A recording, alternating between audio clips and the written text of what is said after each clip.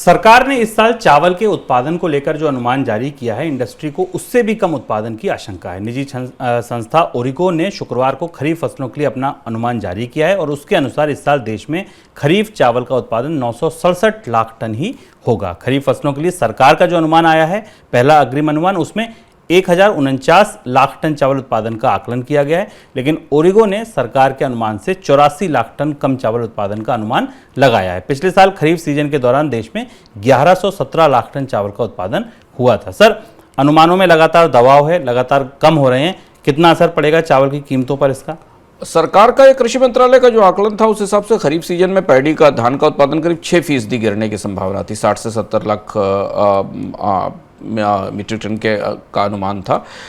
लेकिन अब जो नए अनुमान आ रहे हैं, जो संशोधित रूप से आ रहे हैं, और इसके पीछे दो बड़ी वजह है कि एक बड़ा हिस्सा मानसून का सूखे में निकल गया और अब एक बड़ा हिस्सा मानसून का लेट रेंस में या बाढ़ में निकल रहा है। इस साल का मानसून पिछले कई वर्षों में सबसे ज़्यादा असंतुलित मानसून के तौर पर सामने आया है। इसमें जो महत्वपूर्ण बात देखने वाली ये है कि अंतर भारतीय बाजार में ब्रोकन राइस के निर्यात को रोकने के बाद भी चावलों की कीमत पर कोई असर नहीं पड़ा है। चावल की कीमतें लगातार बढ़ी हैं। करीब एक महीने में इनमें हमने थोक बाजारों में 2.46% की बढ़ोतरी देखी है और पिछले साल से देखें तो लगभग 9%, 8.67% कीमतें चावल की ज़्यादा हैं।